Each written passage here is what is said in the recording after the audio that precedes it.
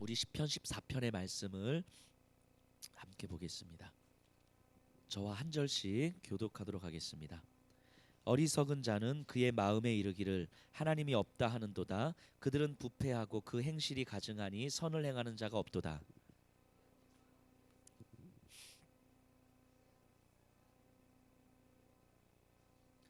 다 치우쳐 함께 더러운 자가 되고 선을 행하는 자가 없으니 하나도 없도다.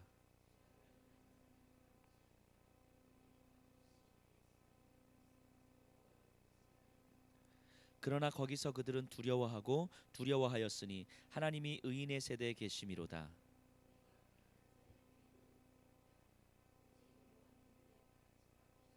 함께 고백합니다. 이스라엘의 구원이 시온에서 나오기를 원하도다. 여호와께서 그의 백성을 포로된 곳에서 돌이키실 때에 야곱이 즐거워하고 이스라엘이 기뻐하리로다.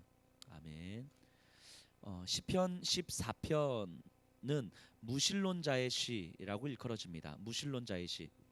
그래서 하나님을 마음에 두지 않는 자들을 향한 시, 다윗이 고백하는 것입니다.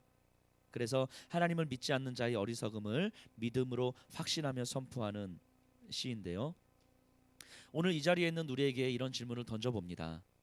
우리에게 정말 이 시와 같은 고백이 있는지, 믿음이 없는 사람을 바라보면서 그들을 무시해라 이런 차원의 문제가 아니라 우리 마음 가운데에서 믿음이 없는 사람, 하나님을 믿지 않는 자들을 바라보면서 정말 어리석은 자들이라고 확신하며 선포할 수 있는 마음이 우리에게 과연 있는지, 믿음이 있다는 것이 우리에게 자랑이 되고 특권이라고 하는 것을 과연 우리가 선포할 수 있는 것인지, 아니면 믿음이 있다는 것이 우리에게 큰 의미가 없는 삶인지, 또는 그것을 선포하는 것이 부끄러운 삶인지 우리가 한번 질문 던져봐야 될 것 같습니다. 믿음을 부끄러워하는 시대인 것 같습니다. 확실히 오늘날의 시대는 믿음을 가지고 있다는 것이 부끄러움의 시대인 것은 같습니다. 정말 믿음이 있다는 것이 이 시대의 그리스도인들 가운데에서 정말 자신 있게 내가 그리스도인입니다, 내가 예수 그리스도를 믿는 자입니다라고 선포하는 것이 참으로 힘겨운 시대를 우리가 살아가고 있는 것 같습니다. 심지어 오늘 4절을 한번 보면요, 4절 죄악을 행하는 자는 다 무지하냐, 그들이 떡 먹듯이 내 백성을 먹으면서 여호와를 부르지 아니하는도다. 죄악을 행하는 자가 내 백성을, 하나님의 백성을 떡 먹듯이 먹는다라고 얘기를 합니다. 즉 하나님을 알지 못하는 자들이 하나님을 아는 자들을 지금 무시하고 억압하고 힘겹게 만든다라는 이야기를 하고 있는 거예요. 그럼에도 불구하고 그들이 하나님의 백성을 억압하면서 하나님의 이름을 부르지 않는다. 지금 다윗이 그런 처지에 있다고 이야기를 하는 것입니다. 이 세상이, 하나님을 알지 못하는 이 세상이 오히려 하나님을 아는 사람들을 몰아가고 있는 거죠. 하나님을 아는 사람들이 하나님을 알지 못하는 세상 가운데 기도 못 피고 살아가고 있는 거예요. 그렇기 때문에 하나님을 아는 믿음이 이 세상의 권력을 이기지 못하는 것, 이 세상의 돈을 이기지 못하는 것 같아요. 그러니까 사람들이 돈을 추구하고 권력을 추구하는 거 아닙니까? 주변에 수많은 사람들이 너도 나도 힘을 가지려고 달려갑니다. 그 힘을 향해서 달려가지 않는 사람들은 도태되고 바보처럼 느껴지는 것 같아요. 그 삶을 끊어내고, 그리고 그 삶의 흐름 가운데 삶의 방향성을 완전히 바꾸어서 하나님을 향해서 달려가는 삶이 이 세상에선 용납되지 않는다는 거죠. 다윗도 지금 그런 처지에 있는 것 같아요. 용납되지 않아요. 그런데 그런 세상을 바라보면서 2절 3절에 하나님의 관점에서 이렇게 설명을 하는 것 같아요. 여호와께서 하늘에서 인생을 굽어 살피사 지각이 있어 하나님을 찾는 자가 있는가 보려 하신즉 다 치우쳐 함께 더러운 자가 되고 선을 행하는 자가 없으니 하나도 없도다. 하나님의 시선에서 보면 믿는 자들은 점점 더 구석으로 몰려가고 있고, 정말 세상이 한탄스러울 정도로 하나님을 아는 자들이 점점 더 없어지는 거죠. 마치 노아의 시대와 같이. 그래서 하나님을 아는 자들이 단 한 사람도 없어서 하나님께서 사람을 지으셨음을 후회하실 정도로 세상은 점점 하나님을 믿는 자들을 구석으로 몰아가는 거죠. 선을 행하는 자도 없는 시대. 바로 오늘날 우리가 살아가는 이 시대가 아닐까 하는 생각을 합니다. 그래서 믿음을 가지고 살아간다는 것이 점점 더 힘들어지는 시대인 거죠. 이걸 좀 바꿔 말하면 믿음이 있는 분들에게도 믿음을 가지고 살아간다는 것이 무엇인지 잘 모르는 거죠. 교회에 있으면서도 믿음을 붙들고 살아가는 것이 잘 모르기 때문에 믿음이 있는 것 같지만 실제 믿음이 없는 것처럼 살아가는 거죠. 마치 우리가 이 세상을 살아가면서 똑같은 거예요. 돈이 전부가 아니다라고 생각합니다. 실제로요. 많은 사람들에게 돈이 전부입니까? 라고 물어보면 돈이 전부입니다라고 대답하는 사람이 그렇게 많지 않아요. 실제로. 그런데 실상은 돈이 전부인 것처럼 살아가는 거예요. 그게 우리의 현실인 거죠. 그래서 정말 공부만 주구장창하는 친구들에게 너 성적이 전부야? 전국 1등하면 너가 행복할 수 있을 것 같아? 라고 물어보면 네 라고 대답하는 아이들 거의 없습니다.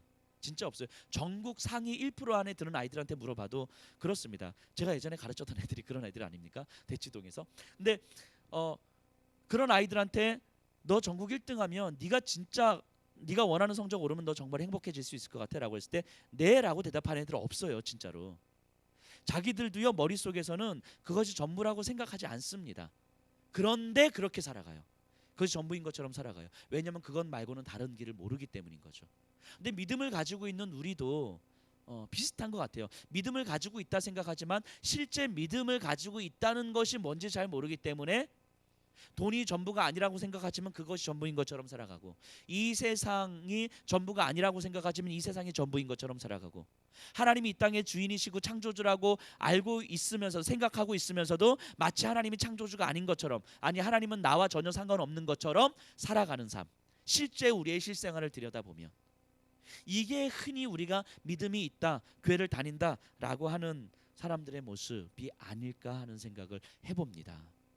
그러니까 교회 안에는 사람들이 있는 것 같으나 교회 밖을 나섰을 때 믿음이 있는 사람들을 찾아보는 것이 쉽지 않은, 마치 예수님께서 말씀하셨듯이 이 시대에 어디에서 우리가 믿음을 찾아보겠느냐라고 했을 때 하나님 저 여기 있습니다, 믿음 여기 있습니다라 자신 있게 손을 들고 정말 여기서 우리가 믿음을 찾아볼 수 있습니다라고 자신 있게 이야기할 만한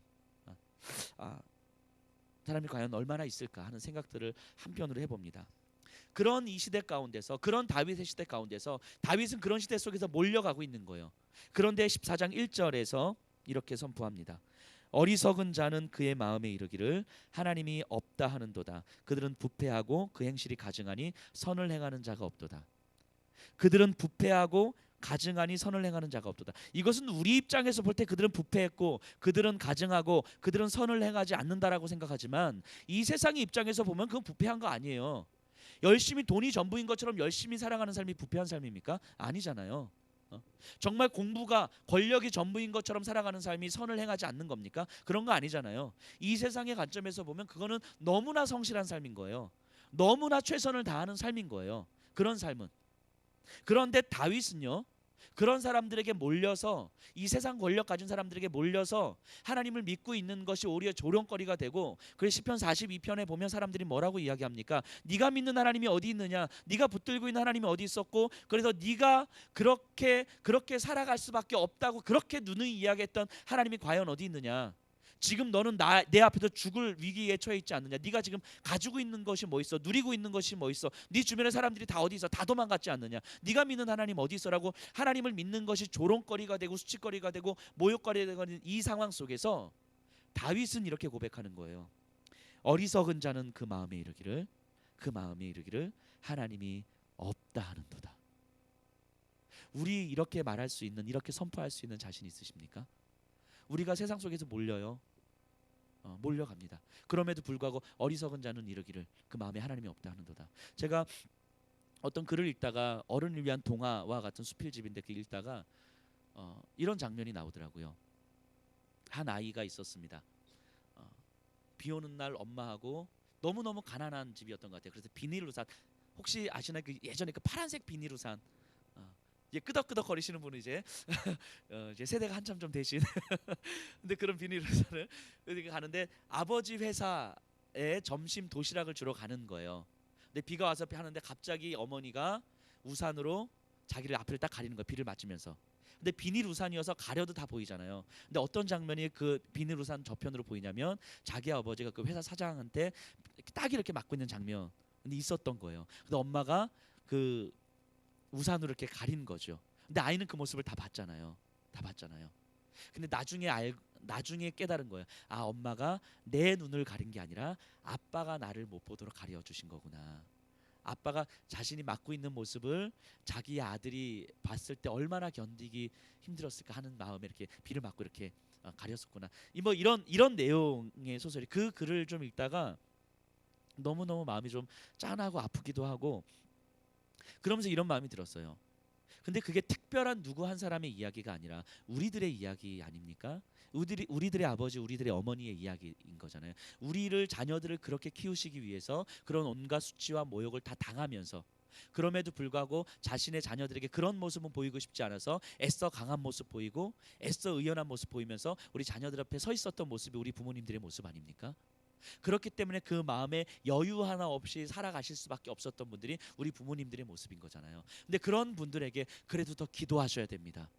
그래도 더 말씀 읽으셔야 됩니다. 이렇게 말하는 것이 얼마나 부담스러운 일인가, 얼마나 한편으로는 세상 모르는 소리인가 라는 생각들을 하게 됩니다. 그렇게 살아가시는 분들에게, 그래서 잠도 못 주무시면서 정말 그렇게 힘겹게 살아가시는 분들에게, 그래서 예배도 때로는 잘 못 나오시기도 하고 때로는 기도에도 못 나오시기도 하고 때로는 말씀 붙들고 말씀 한 절 읽는 것조차 힘겨운 시간들을 보내는 그분들에게 그래도 큐티 하셔야죠.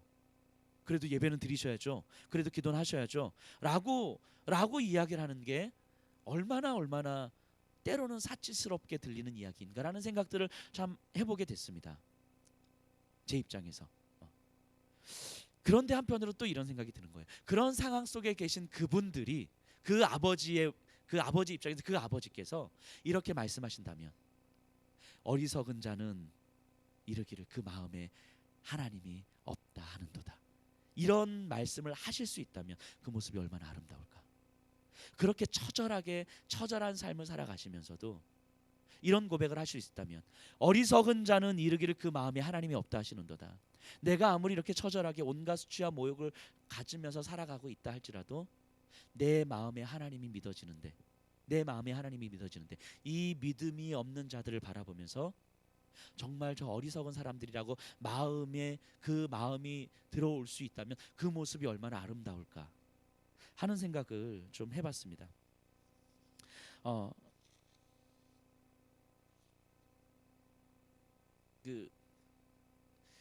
예전에 그 플라톤이라는 철학자가 이런 비유를 들었어요.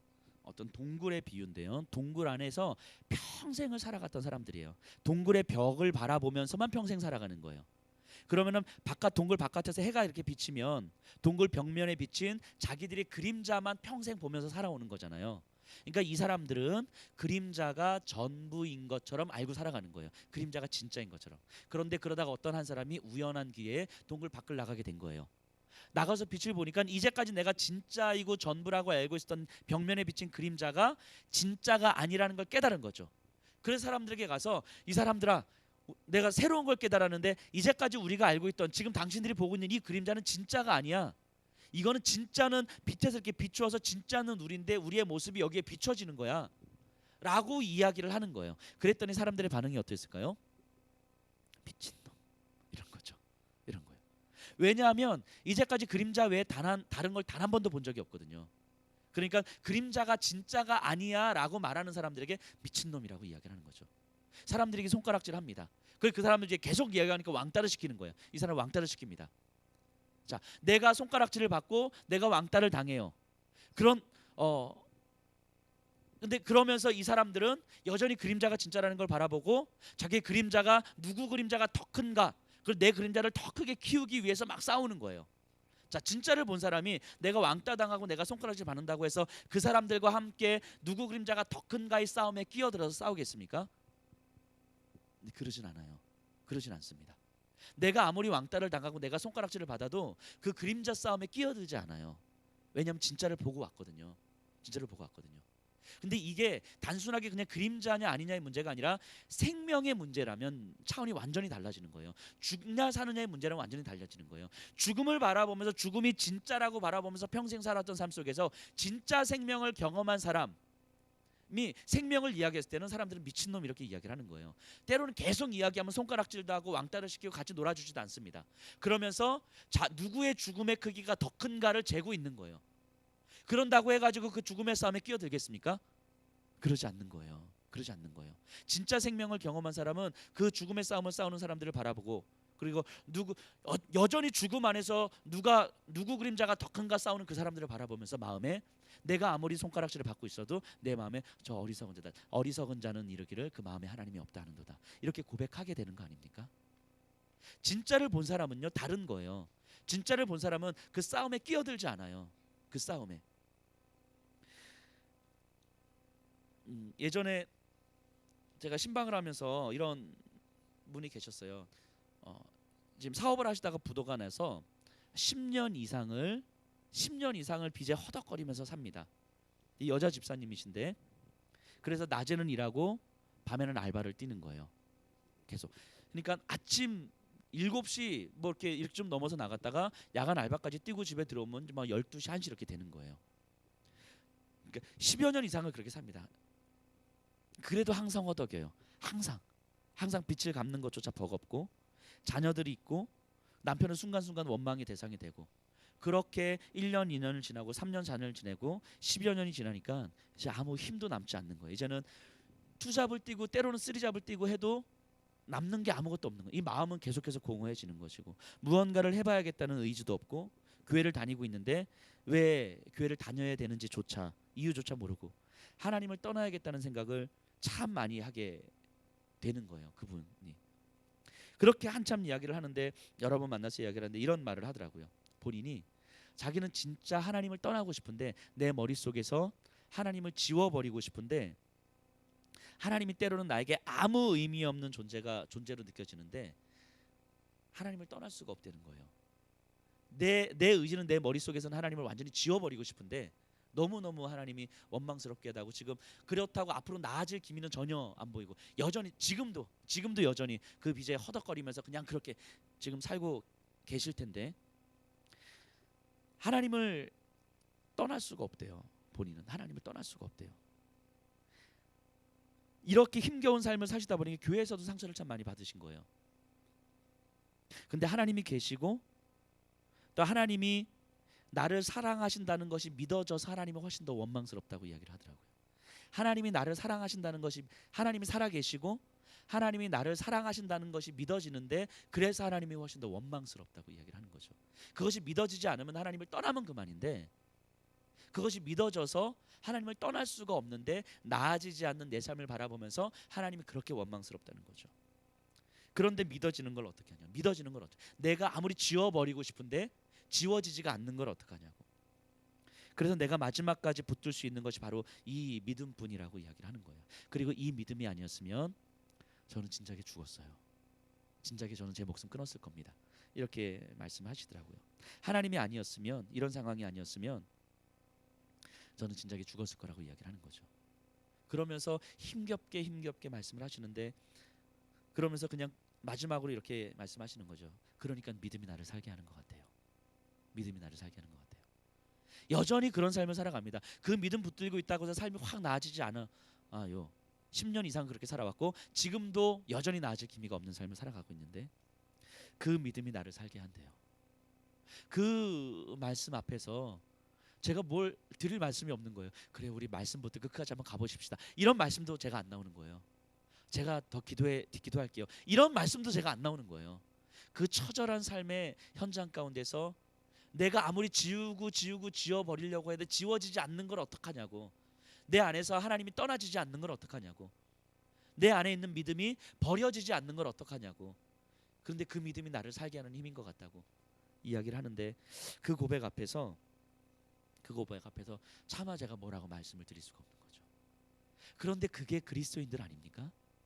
그게 그리스도인들 아닙니까? 내가 하나님을 정말 지워버리고 싶을 때가 얼마나 많이 있습니까? 우리의 삶 속에서. 차라리 하나님이 없었으면 내가 하고 싶은 대로 하면서라도 살아가지 라고 싶을 때가 얼마나 많이 있습니까? 근데 그럼에도 불구하고 지워지지 않는 걸 어떡합니까? 하나님을 떠날 수가 없는 걸 어떡해요? 하나님을 나에게서 정말 끊어내버리고 싶은데 안 끊어지는 걸 어떡해요? 믿음이 안 끊어지는 걸 어떡해요? 하나님이 내 안에서 믿어지는 걸 어떡해요? 내 영혼을 붙들고 있다는 것이 느껴지는 걸 어떡해요? 하나님이 나를 사랑하고 계시다는 게 믿어져서 그래서 하나님이 훨씬 더 원망스러운데 그래도 이 믿어지는 거 어떻게 합니까? 근데 이게 그리스도인 아닙니까? 그러니까 결국 믿음으로 살게 되는 것, 믿음으로 살아가는 것 말고는 우리에게는 다른 길이 없다라는 걸 고백하게 되는 것. 그게 그리스도인 아닙니까? 그러니까 그 믿음 없이 살아가는 다른 사람들을 보면서 그 삶이 너무너무 안타깝고 너무너무 서글퍼 보일 수도 있는 거 아니겠습니까? 그게 그리스도인입니다. 그게 그리스도인. 하나님은 우리에게 그 믿음 허락하신 거예요. 그 믿음 주신 거예요. 내가 아무리 버리려고 해도 버려지지 않는 그 믿음. 내가 아무리 끊어내려고 해도 끊어지지 않는 그 믿음 주신 거예요. 6절에 보면요. 6절에 보면 이렇게 고백합니다. 너희가 가난한 자의 계획을 부끄럽게 하나 오직 여호와는 그의 피난처가 되시도다. 결국 그 믿음의 결국은 이거 아니겠습니까? 결국 믿음으로 살아가는 건데 그 믿음으로 살아가는 나의 피난처가 결국 우리 하나님밖에 없는 거구나. 근데 그 피난처가 나에게 있어서 가장 안전한 피난처구나 라고 고백하게 되는 거 아닙니까? 이게 믿음의 결국 아닙니까? 그리고 우리는 그 믿음의 삶 위에 있는 거잖아요. 이제 말씀을 좀 정리해 보도록 하겠습니다. 우리에게 이 믿음이 있습니다. 우리에게 이 믿음이 있어요.